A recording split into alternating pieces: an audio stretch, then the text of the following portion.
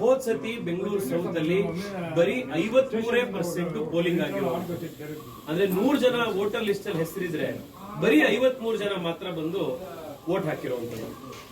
10 ವರ್ಷ 72-73 ವಯಸ್ಸಲ್ಲಿ ನಮಗೋಸ್ಕರ ದಿನಕ್ಕೆ 15 ತಾಸು 16 ತಾಸು ನಿರಂತರ ಕೆಲಸ ಮಾಡಿರುವಂತ ಮೋದಿಜಿಗೆ 5 ವರ್ಷಕ್ಕೆ ಒಂದ್ಸತಿ ಬರುವಂತ ಅವ್ರ ಎಲೆಕ್ಷನ್ 5 ನಿಮಿಷ ನಮ್ಮ ಮನೆ ಹತ್ರ ಇರುವಂತ ಸ್ಕೂಲ್ ಬೂತ್ ಅಲ್ಲಿ ಹೋಗಿ ನಾವು ಅವ್ರಿಗೆ ವೋಟ್ ಹಾಕಕ್ಕಾಗಿಲ್ಲ ಅಂದ್ರೆ ಹೆಂಗೆ?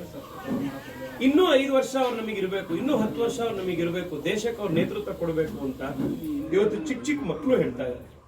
ನನ್ನ ರಿಕ್ವೆಸ್ಟ್ ನಿಮ್ಮೆಲ್ರಿಗೂ, ಈ ಇಡೀ ಏರಿಯಾದಲ್ಲಿ ಒಂದು ವೋಟು ಮಿಸ್ ಆಗಬಾರ್ದು. ಆ ರೀತಿ ನಾವೆಲ್ಲರೂ ಕೂಡ ಪೋಲಿಂಗ್ ಮಾಡಬೇಕು. ನಿಮ್ದೇ ಎಲ್ರದ್ದು ಜವಾಬ್ದಾರಿ.